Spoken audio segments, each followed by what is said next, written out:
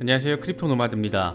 투자 시장에는 설마란 존재하지 않는다. 이런 말을 새삼 더 강하게 느낄 수 있었던 시간이 아니었나 생각되기도 합니다. 설마 했는데 미국의 인플레이션 상황이 41년 최악의 수준으로 나오면서 자본시장을 뒤흔들었습니다.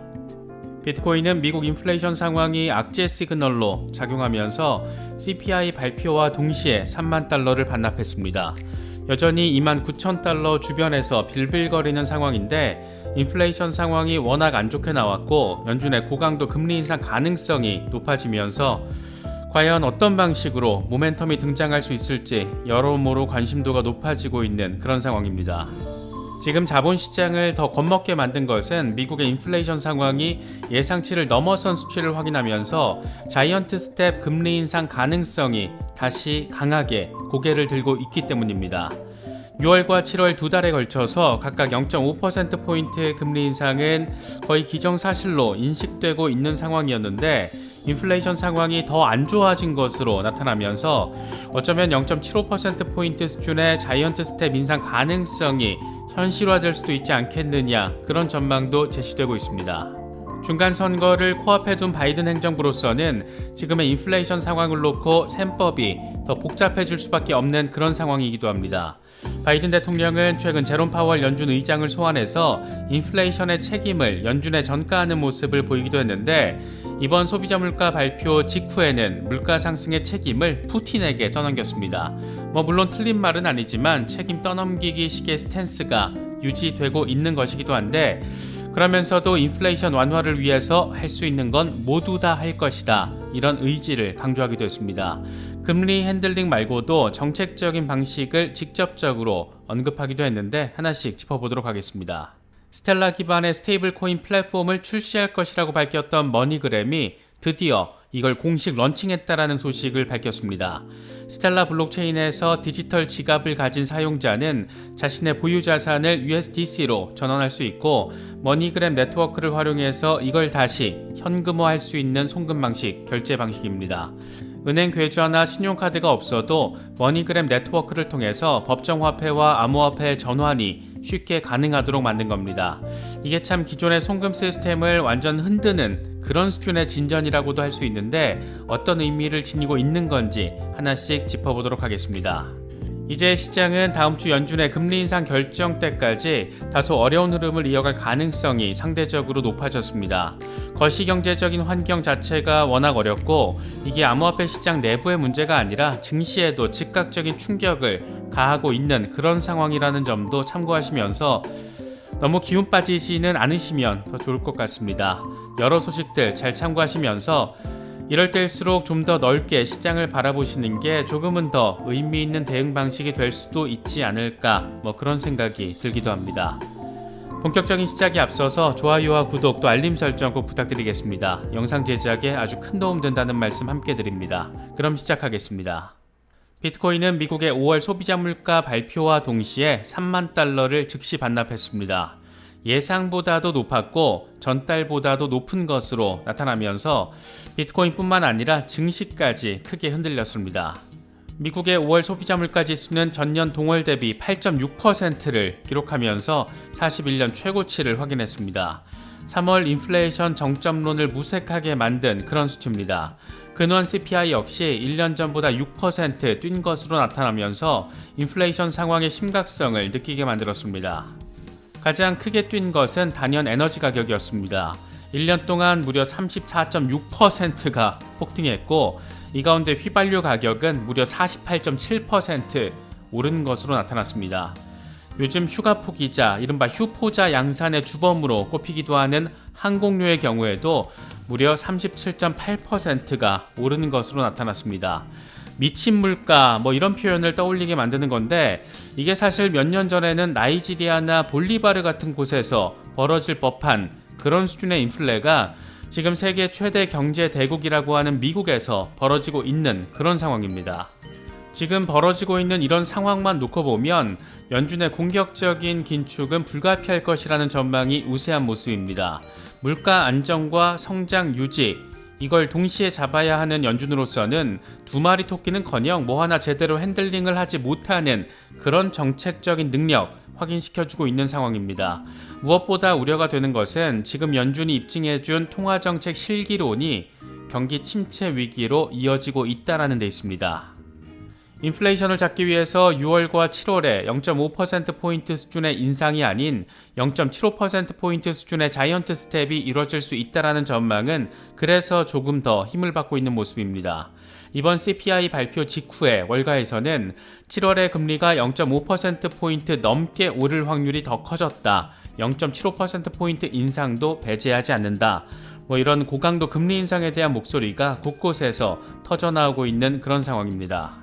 중간 선거를 앞두고 어떻게든 물가를 안정시켜서 이 재선을 이뤄야 하는 바이든 대통령의 입장에서도 지금의 상황은 참 간단치가 않을 겁니다. 일단은 화살을 푸틴에게 돌렸습니다. 바이든 대통령은 CPI 발표 직후에 성명을 내고 주유소 가격은 인플레이션의 주요 부분이고 우크라이나에서의 전쟁이 주요한 원인이다 이렇게 말하면서 에너지 가격 폭등 상황을 그 책임을 푸틴에게 떠넘겼습니다. 그러면서 푸틴으로 인한 가격 상승은 지난 5월 미국과 또 세계 곳곳에 큰 타격을 입혔다. 높은 주유소 휘발유 가격과 에너지 또 식료품 가격이 월간 가격 상승의 절반 정도를 차지한다. 행정부는 미국 국민을 위한 가격 인하를 위해서 우리가 할 수 있는 모든 일을 다할 것이다. 의회도 긴급하게 행동해야 한다.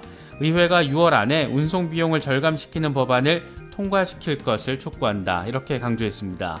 일단 어떻게든 에너지 가격을 잡는 게 급선무이고 이를 위해서 금리 핸들링 말고도 다른 정책적인 대응을 하겠다라는 점을 강조한 것으로 바라볼 수도 있습니다. 재선은 코앞인데 41년 최고 수준의 물가 폭등이 확인되고 있으니까 바이든 행정부 입장에서도 똥줄이 타긴 탈 수밖에 없는 그런 상황인 겁니다. 비트코인은 인플레이션 악화 발표와 동시에 3만 달러를 반납한 채 현재 29,000달러를 간당간당 지지받을까 말까 하고 있는 그런 상황입니다. 비트코인의 흐름과 관련해서 코인텔레그래프의 기고가 라케시 우페드히에는 황소 세력이 20일 지수이동 평균인 3365달러 위로 가격을 올리려고 했지만 곰 세력은 가만히 있지 않았고 가격을 상승 삼각형 패턴의 추세선 아래로 끌어내렸다라고 진단했습니다.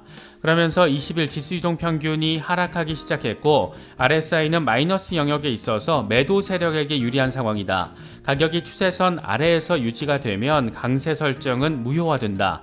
이건 비트코인은 28,630달러까지 끌어내릴 수 있다라는 것이고 이 부분이 강력한 지지선 역할을 할 수 있지만 여기까지 깨질 경우에는 26,700달러까지 후퇴할 수 있다. 반면 28,630달러에서 반등한 뒤에 20일 지수이동 평균 위로 올라서면 상승폭은 32,659달러까지 도달할 수 있다. 이렇게 전망을 했습니다. 코인데스크의 경우에는 비트코인은 25,000달러와 27,000달러 구간에서 더 낮은 지지를 받을 가능성에 직면했다라면서 상승 모멘텀이 상실됐다라고 진단했습니다. 그러면서 일간 차트 모멘텀은 지난 몇 주 동안 약화돼서 지난해 11월부터 비트코인의 하락세가 단기적으로 계속될 수 있다는 것을 시사한다. 하락 추세는 더 낮은 가격 고점과 더 낮은 가격 저점으로 정의된다. 2차 지지선은 200주 이동평균이 자리한 22,294달러이다. 만약 여기까지 깨질 경우에는 17,673달러 부근에서 안정화될 수가 있다. 이렇게 설명을 했습니다. 비트코인 역사에서 200주 이동평균선은 절대 깨져서는 안 되는 그런 구간으로 설명되기도 하는데 만약 여기까지가 깨질 경우에 2만 달러 붕괴가 현실화될 수도 있다. 이런 나름의 최악의 상황까지 지금 이야기하는 것으로 볼 수 있습니다. 상황은 이렇게 어질어질할 수도 있지만 강세론자들의 경우에는 강세 전망을 여전히 견지하고 있습니다. 익명의 분석가 인컴샤크의 경우에는 낮은 CME 갭을 채우고 이제 남은 것은 34,000달러로의 랠리다. 다음 주에는 랠리를 벌일 수 있을 것이다. 이렇게 긍정적인 전망을 제시했습니다. 또 다른 분석가 플랜C의 경우에는 지금이 적어도 패닉셀을 하고 시장을 떠날 시점은 아니라는 점을 강조했습니다. 그는 두려움이 당신의 논리적인 마음을 잠식하게 놔둬서는 안 된다. 필요할 경우에는 현금화하는 것도 방법이지만 너무 신경을 쓰거나 아예 크립토 마켓을 떠나는 결정을 내리지는 말아라. 많은 사람들이 패닉셀을 할수록 확신을 가진 사람들에게 더 많은 기회를 주는 것이다. 이렇게 멘탈을 잡아주는 멘트를 날려주기도 했습니다. 스탁머니 리잘드의 경우에는 2019년과 지금의 상황을 비교하면서 지금의 조정은 이제 거의 끝나가는 것으로 보인다. 다음은 강세장이다. 이렇게 진단을 했습니다. 함께 공유한 차트를 보면 2019년에 이 하락 추세선을 3차례 지지받은 뒤에 급격한 랠리를 벌였는데 지금의 상황도 지난해부터 3차례 지지를 받은 만큼 이제 강세 전환이 이루어질 것이다. 이런 분석을 지금 제시하고 있는 겁니다. 갤럭시 디지털의 CEO 마이크 노보그라치의 경우에는 다음 암호화폐 슈퍼사이클이 10월부터 시작될 것으로 보인다라고 전망했습니다. 그는 비트코인이 미국 주식보다 먼저 바닥을 칠 것으로 예상한다. 내 기대는 10월에 다음 암호화폐 사이클이 시작되는 것이다. 그때 비트코인은 주식을 벗어나서 시장을 주도할 것이다. 나는 암호화폐가 분리되기를 바란다. 이렇게 밝혔습니다. 3분기 어느 시점부터 시동이 걸려서 4분기에 강세장을 선보이는 상황, 우리가 지속적으로 예상하고 분석하고 있는 그런 부분이기도 하고 또 미국 중간선거를 한 달 앞둔 시기가 10월입니다. 특히 증시와의 탈종조화 역시 실제로 이뤄질 수 있으면 참 좋겠다. 그런 생각이 들기도 합니다. 알트코인 대장 이더리움의 경우에도 1,700달러를 반납한 가운데 이 아래에서 가격이 유지가 되면 하락 추세가 다시 시작될 수 있다라는 전망이 나왔습니다. 라케시 우페드히에는 이더리움은 먼저 1,500달러까지 하락할 수가 있고 여기도 무너질 경우에는 1,300달러가 중요한 지지라인이 될 수 있다. 황소 세력은 이 구간을 열심히 방어해야 한다. 반대로 곰 세력이 1,700달러 아래로 가격을 유지하지 못할 경우에는 황소 세력은 저가 매수를 한다라는 의미로 20일치 수이동 평균 위에서 종가 마감을 할 경우에 2,159달러까지 상승할 수가 있다. 이동 평균이 낮아진다라는 것은 곰 세력에게 유리하다라는 신호를 제공하는 것이지만 RSI가 긍정적인 다이버전스를 보인다라는 점에서 안도 랠리가 임박했을 가능성도 있다. 이렇게 전망을 했습니다. 스텔라 플랫폼과 관련해서는 상당히 의미 있는 소식이 전해졌습니다. 스텔라의 파트너사인 머니그램이 스텔라 기반의 스테이블 코인 USDC와 법정화폐를 자유롭게 교환하면서 송금할 수 있는 서비스를 정식으로 출시했다라는 소식이 전해졌습니다. 이에 따라서 머니그램 이용자는 별도의 은행 계좌나 신용카드가 없이 머니그램 네트워크를 활용해서 암호화폐와 법정화폐 전환을 손쉽게 할 수 있게 됐습니다. 이번 서비스는 우선 미국과 캐나다, 케냐, 필리핀 등 일부 국가에서만 출시가 되고 글로벌 서비스는 올해 6월 말까지 제공될 것으로 예고가 됐습니다.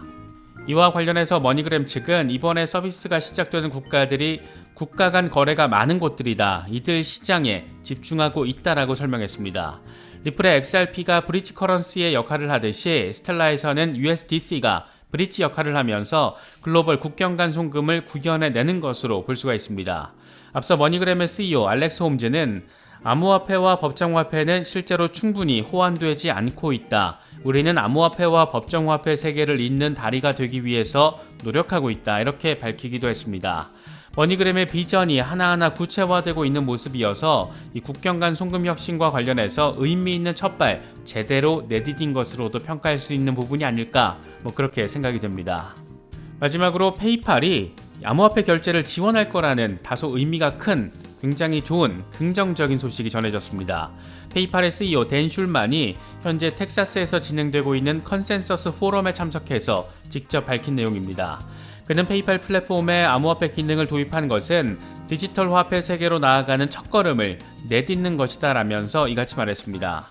그러면서 2020년 말 페이팔의 암호화폐 거래와 보관 기능을 추가하면서 핀테크 사용자 수가 크게 증가했다. 페이팔은 당신의 암호화폐를 법정 통화로 환전해 줄 것이고 3,500만 가맹점에서 이런 암호화폐 결제를 사용할 수 있도록 만들 것이다. 우리는 이러한 기능을 추가하려고 노력을 하고 있다. 페이팔은 암호화폐 결제를 아직 시작하지 않았지만 스테이블 코인, 규제, 디지털 아이덴티티 혁신 이런 측면에서 모든 것들이 맞아 떨어지고 있다. 암호화폐 변동성은 시간이 지나면서 감소할 것이고 효용성은 늘어날 것이다. 이렇게 전망을 했습니다. 단기적으로 시세 흐름은 확실히 어렵지만 이렇게 의미 있는 비전적인 상황들 펼쳐지고 있다는 점도 꼭 참고하실 수 있으면 좋겠습니다. 이번에 준비한 영상은 여기까지입니다. 영상이 도움이 되셨다면 좋아요와 구독 또 알림 설정 꼭 부탁드리겠습니다. 영상 제작에 아주 큰 도움 된다는 말씀 함께 드립니다. 언제나 성토하시기를 기원하겠습니다. 시청해주셔서 감사합니다. 지금까지 크립토 노마디였습니다.